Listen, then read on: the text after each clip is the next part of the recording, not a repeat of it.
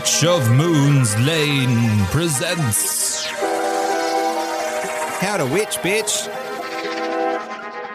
Welcome to How to Witch, bitch. Our first episode, a podcast learning all about the witchcraft, everything about what is witchcraft, what are witches, who are you, the Witch of Moon's Lane, Michelle. Now tell me, I've always wanted to ask you this question. How did you know you were a witch? Or are you just born with it and you just go with it? Well, lots of different witches come to witchcraft in a totally different way. In fact, some witchcraft witches don't even do witchcraft. Yeah. They are just pagan witches, and they just sort of like follow Mother Earth. So they follow all the Sabbaths, and but they don't actually do spell work. And it's really funny when people say spells, what's that about? And I always say, well, you do it every day, spelling. There you go. So often when we say things about other people, maybe negative or positive, that sort of affects the energy level that's going around. So often I will catch myself and I might say something because they go, oh, you're a black witch. And I go, well, sometimes I do have negative, and I always send a white cross after it, which basically means I cancel that out. So I am human, and I do have times where I will go, and I might have a nasty thought, but I send it straight away with a cross. Cancel that one out. Wow. But for me personally, my parents were ghost hunters. So that's how they met. They met over a grave, which is really strange. Oh, yeah. I know. I know.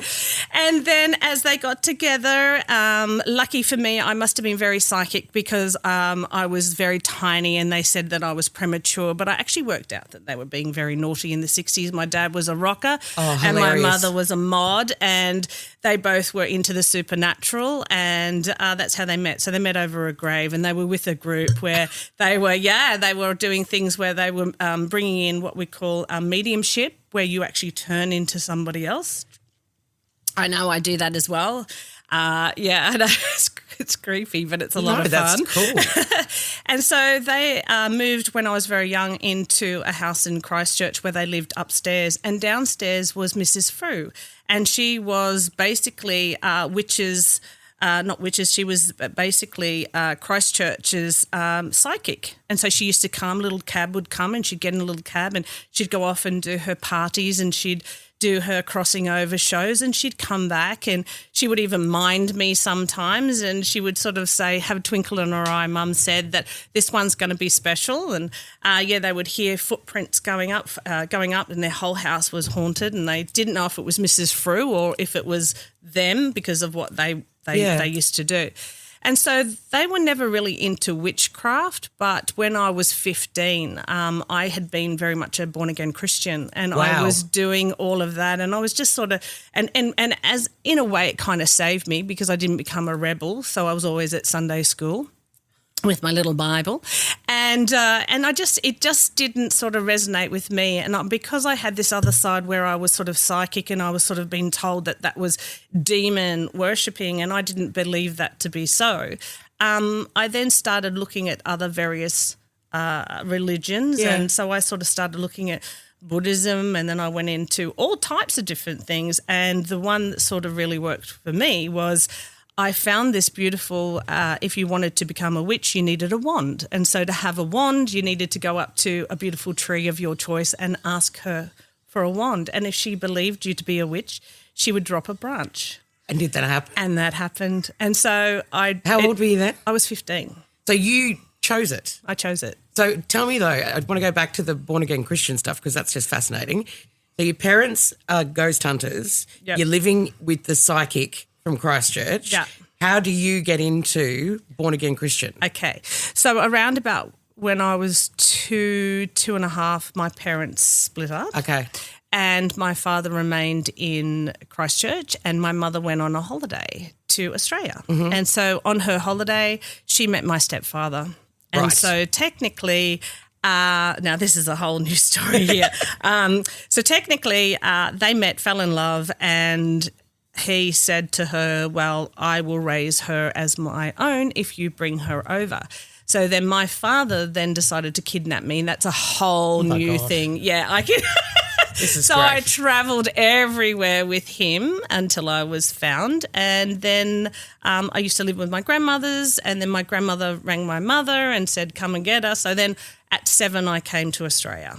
And that's where she had turned to religion, your mother? Well, yeah, she married my stepfather, whose mother was a Catholic. Right, okay. And so from there it was very much about we went to church, and so that sort of turned into... So from a very young age, your parents meet over a grave, everything else, everything has been leading you towards a type of religion. Yes. Because you were going from all extremes. Yeah. So then you make the choice to go with witchcraft. I did. Is that what you call it? Is that the technical name? Or Well- is it actually a religion? Well, there is different things. So I actually decided to go with what we call Wicca. So Wicca was actually brought back from in about the 1950s by Gerald Gardner, and he sort of brought back all the old because this is going to blow your mind. Okay, so witchcraft and even psychics were against the law up until the 1950s, 60s. And so everything went underground, and it wasn't until Gerald Gardner came in and decided, I like this. I want to be a witch. And yes, men can be witches too. Okay. So there's actually no such thing as a warlock. That's all. Is there not? No. It's very Lord of the Rings, We're isn't all it? witches. Yeah. Okay.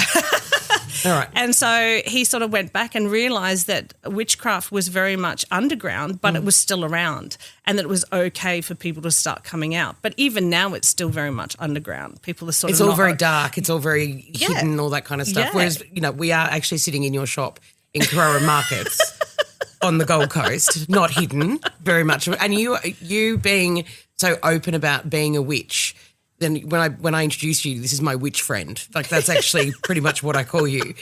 So everything's underground. Then it becomes more popular in the 50s, moves forward. And, I mean, witchcraft has been around since day dot. Mm-hmm. But there has been such a negative thing to it as well. Well, a lot of witches don't practice witchcraft as well. They're very much, as I said before, they're just more reverent with the what's around them. Then you have witches that are like kitchen witches, and they just believe in creating beautiful things. I believe you're a kitchen witch. I like that. It's better than a kitchen bitch. Ever heard about throwing salt over your left shoulder? Yes. Okay, for protection. Yes. That's where it comes from. A Wow. lot of things we have in the society, general things like blowing out your candles on your cake. Yeah. Making a wish. What are you doing? That's all from witchcraft. Right, you're Absolutely. creating. So it's very much about positive thinking. That's got a lot to do with witchcraft as well. Yeah. Spelling, again. So it all comes back down when you actually go right down to the roots of where it was. I mean, about 25,000 years ago, there's even sort of acknowledgement, that there was witches around. They could have been wise women that sort of were very much into herbs and making herbs, which kind of goes back to the kitchen witch, because a lot of us are actually kitchen witches. So describe what a not kitchen. even know you're a kitchen What's witch. a kitchen witch? Okay, so a kitchen witch is basically putting love into her food, and she's putting certain spices in. Well, each spice that you're putting in definitely has a lot of magical benefits for it. So you're actually creating as you're cooking. Yeah. And so you're feeding people, therefore. Yeah, okay, I see how that works. Therefore, and you're throwing salt over your shoulder, which is basically keeping the old spirits out. That's where it comes from. So there is kitchen witching. Then there is hedge witching. Then there is sea witches that basically they sort of have an affinity with the sea. Now, some of them do witchcraft, some of them don't. They just sort of have an association with the sea. They're very empathetic. They're very much about, psychic, and they just naturally call themselves a witch, but they don't actually do the craft. So Gardner, Wiccan, they do the craft. Okay. So they're very much about doing the spirits, opening the circle, bringing in the gods. And depending on where you're living, it depends on the type of gods you're going to bring forward as well. Do you have to be psychic to be a witch? No. But you've got a double up. I got a double up. You're kind of like the triple threat. Yeah. Witch, bitch. No. Okay, so if someone is What does that say about you? Nothing. If someone wants to, listening today, is interested in, obviously they're listening for a reason, they are interested in witchcraft, what is the first step of looking into, is it looking into the Wicca religion, or is it looking into what kind of witch you are, or figuring out what you're led to. Like you said, the sea, the That's right. the So hedge. it comes up with what's an affinity of yours? What do you feel drawn to? I mean, there's a lot of eclectic witches as well, which is basically taking a little bit of everything and throwing it together. You've probably heard of green witches. They're more sort of herb lore or the old herbologists, that type of thing. They're sort of along the line of kitchen witches and head witches as well. Then you would have maybe a red witch, which is maybe going on to fire. So she's more like a fire witch. So she sort of does more of the fire sort of, more candles when she's doing her spells. Sea witches use shells and they use different types of sand and they might incorporate candles as well. They might incorporate something else. So it's what just kind of depends. witch are you? You're all of them. I am. Yeah, you are? I'm a fire witch. Okay. Really. So if you what want to does get that down. mean? I'm actually a black witch, fire witch. What does that and mean? And so when I say black witch, and everyone, that's why a lot of people go, "You're white, aren't you?" And I just say yes, because that means that you're good. Yeah. But I'm actually a black witch. And the reason why I'm a black witch is because the black witches know black and white, so that if you come to me and you've got a problem, I can go in and solve it because I know what black witchcraft is. Right. So that's where I then go into hoodoo and my voodoo, and I bring you my voodoo dolls. Yes, you do. We put curses on people and it's fun. No, it's not. I did not mean that. I follow you around doing those white Do you? Okay. those white crosses behind crosses Maura, behind because I me? know what she's doing. Cancel that one out. Cancel that one out, Maura. Cancel that one out.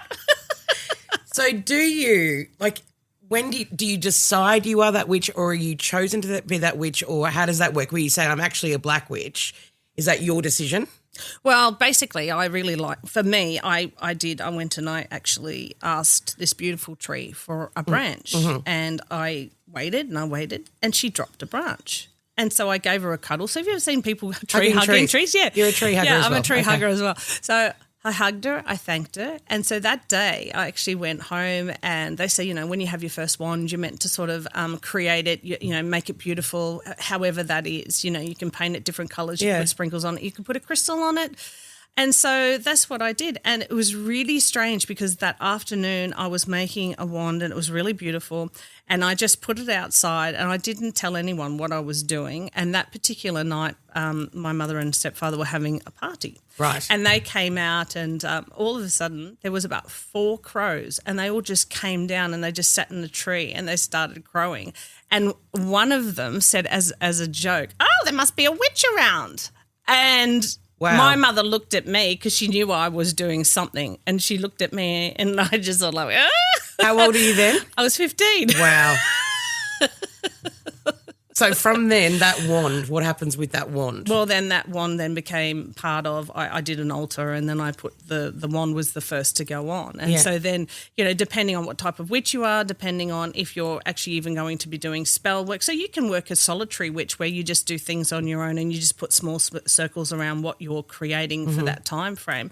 Or you could have a coven where you could have other people coming through, and we open a circle and we close the circle and we call in, the 5 deities. Well, the main 5 deities are basically go into astrology, if you want to go into astrology, because I do that as well, is basically your air, your earth, your fire, and you've got your spirit and water. So they're all attributed to astrology, but they are basically the 5 points of your pentagram.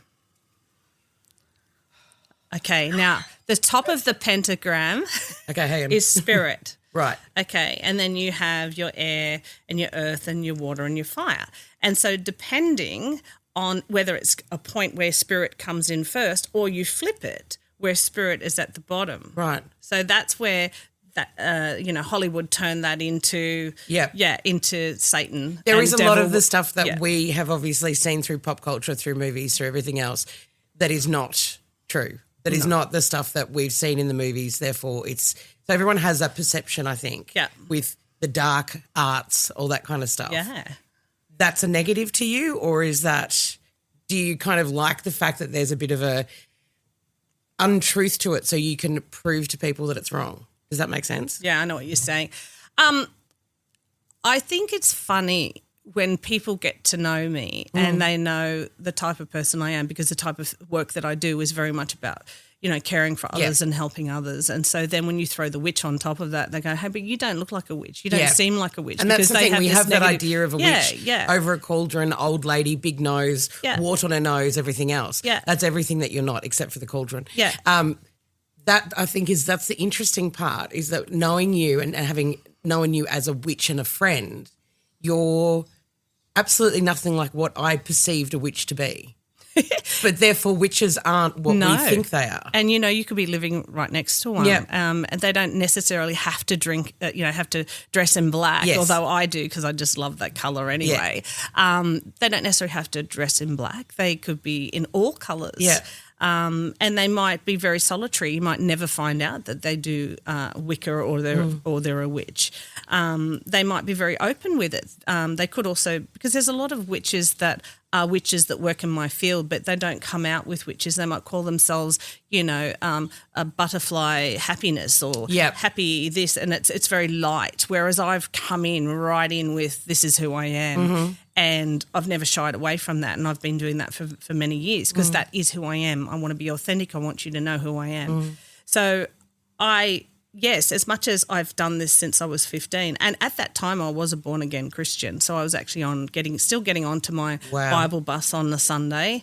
With your wand? Did you take your wand? No, I had my Bible. But I actually did like I started liking the story of Solomon and how he actually did consult a witch. So there is some stuff in the Bible. In the Bible. So that was your favourite bit? That was my favourite bit. You put a little post-it note in there. Oh, I like that bit. I like that bit. Well, we'll be looking up that later. But to me, it was more about witchcraft. To me, was more of not trying to hurt others. And yes, you do have the hexing and you do have all of that. For me, it was more about how can I attribute mindset or mind thinking, because that's basically what I'm doing. When I'm over my cauldron and I'm making a spell, I'm putting in different types of herbs. I'm I'm creating through love positivity, because to me it was all about how can I enhance something to make it better. That was my intention. I think that's what people think about witches, that it's all about curses and this and that and spells to hurt people, but there's actually such a beauty to it as well. Yes. And it is about taking care of people. Yeah. And I think for you as well, the readings are, some people need to know that there's hope. Some people need to know, and that's a positive. That's the thing that people need from you, is they need to know that everything's going to be okay. Yeah. That's why they come to you. Yeah. And so sometimes too, what a reading is for me is, I do past, present and future, and whoever is in the room as well, like a passed over loved one, or if there's a guardian there, and I can talk to them as well. But often it's a case of, sometimes it's a shit show. It just is. And it's really, for me, it's my job to say, listen, if we go this way, we can make things better at the end of the day. But if you continue along this line, this is what it is. It's really about choices, and I show them the different choices that they can make. So for me, it's really sort of helping them. So I guess another way you could call me a life coach as well. That's because kind of what I'm thinking, is that the witch thing that we have, that thought of the spells and dark arts and everything else, I see it as, having got to know you and being really interested in this as well, is that you bring out the best. You're finding things that people don't want to, like when we do readings on the radio, we're telling them something. Yeah. You're actually telling them something. Yeah. You need to change this, and they just keep on blocking you every single time. Yeah. And that's the positive of the witch, is that it is bringing in goodness, and it's bringing in good things, and all of these things that we look at, all the crystals, everything else, are aiding people. Yes. In a way. That's right. So witch, life coach, bitch, what else was it? Astrology, everything like that. Are you exhausted? You must be exhausted. It's just I've got so many interests, and that's interesting too. Like when you go to say someone for a reading, you have to have an affinity with them, and they are very different. Not only do they have different personality, they have different attributes that they like. Some work with crystals, some don't. So it's just really, if you have a rapport with that person, I feel comfortable in sharing, who I am and my problems. So therefore, I need some help. And sometimes you can't do that with a family member or even a friend. Exactly. And I think that's the part of the witch that I love, is that people come to you. They're not coming to you because everything's going really well. No. They're not like, hey, I've just won the lottery, everything's awesome, let's go see a witch and get a reading. It's usually there's something going on. Yeah. So there is an essence of you helping them, being that light for them as well. Yeah. Well, I've had some times too when people have come in and I've said, I can see you in New York and I can see you walking around and buying some great things for yourself. And they've said to me, but I'm totally broke. That's not going to happen. And funny enough, one of those people actually won your trip. On the radio Says, station. oh, my Yep. God. I said, can I use that? She goes, yeah. She won a trip to New York, yeah, and that was actually the one who came to you and then. Isn't that funny? That's amazing, though. Yeah. And then there was another lady that came in as well, and I said, look, I just see someone showing up at your door, and I don't know why, but I see you on TV, and I see that, your money troubles are going to be fine. Well, she ended up being on Channel 9. Oh, don't tell me she won the cash cow. Yes! Oh. Because everyone goes, well, how come you're not winning the lotto? And I That's go, the one thing that would always annoy me laugh. the most, yeah. And I say, I said, if I won the lotto, do you think that I would be here? Exactly. No. This I whole wouldn't. thing would go. That's right. So I wouldn't be here. And so obviously I always believe in karma as you do. And I think that I must have killed a Chinaman in my last life or something must have happened. A whole busload, A whole actually. busload. Here we are. Here we are together. Here we are today. Yes. But you know what? If I didn't have this, I don't think my life would be as full because I wouldn't meet the people that I meet. And I absolutely love what I do. And I think that's also, it's not work for me. No. I love it.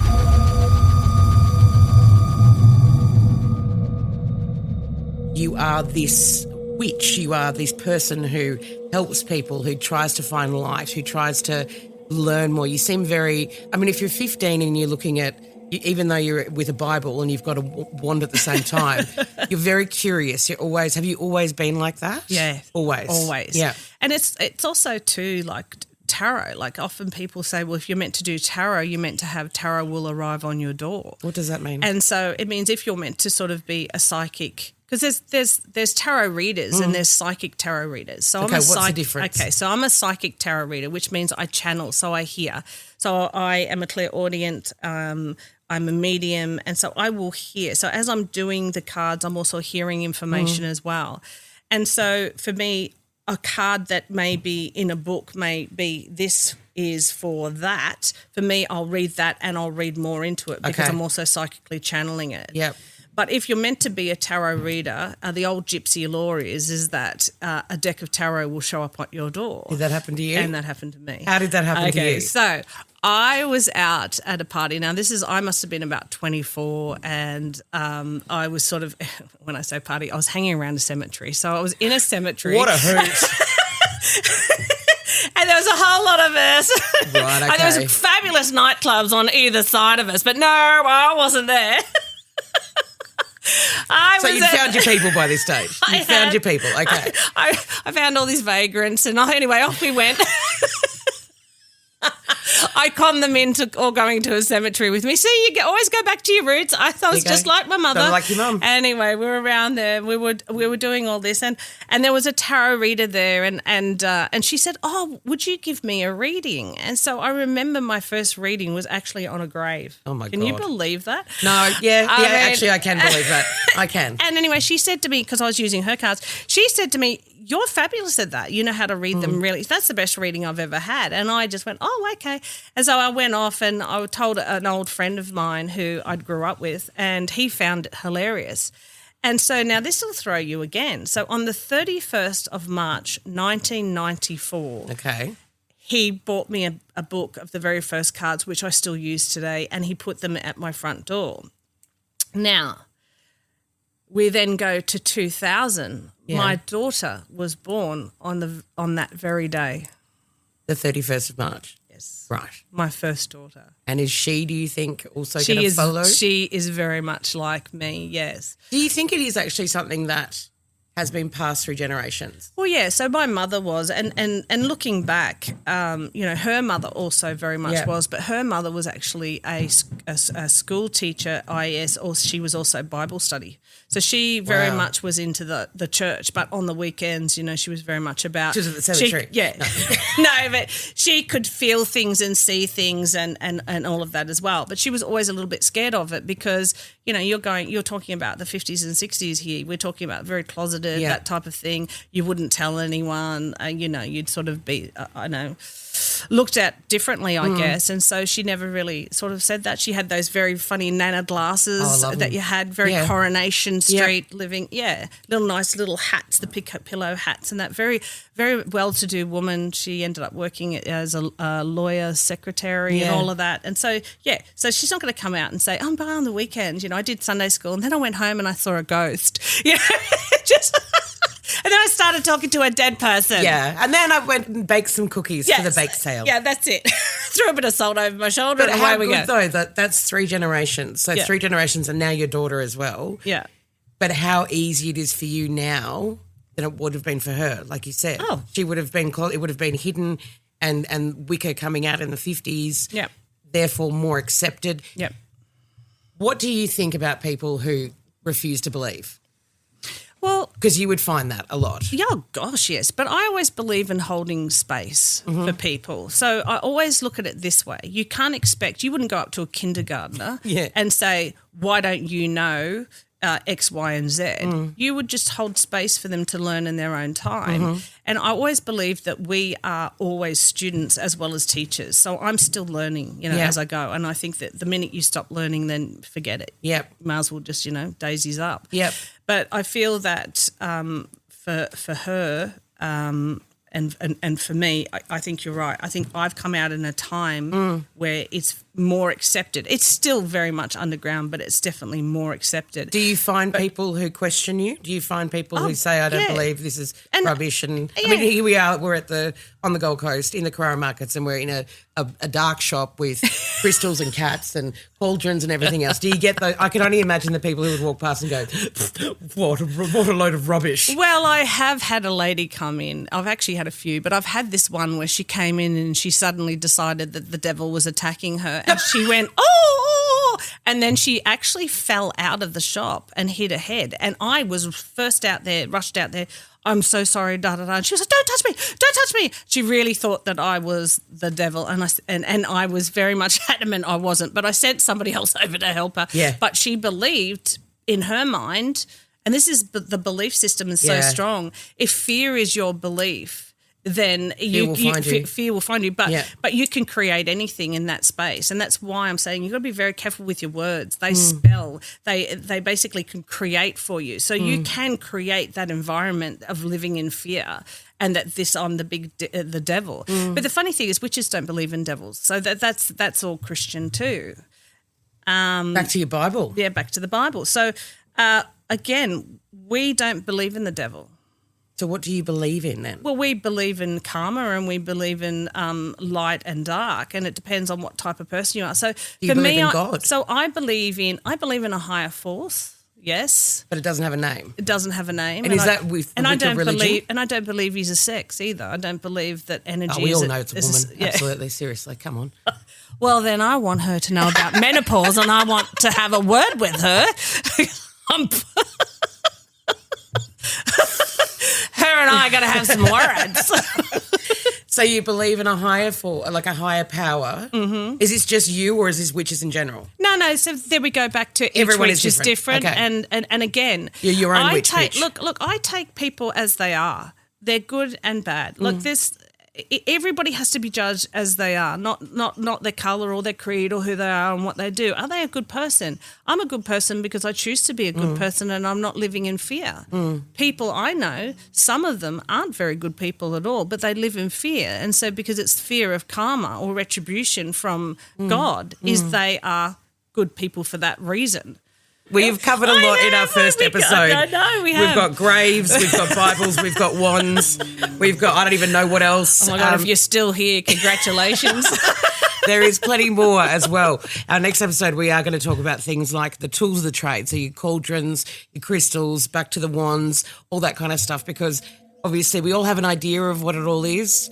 Let's figure out exactly what it is and how to witch, bitch. Yep. Fantastic. Perfect. All right, any questions or anything like that you'd like us to maybe unpack with Michelle, leave a message in the comments. But thank you for listening. Michelle, thank you for sharing. Thank you. This has been a lot of fun.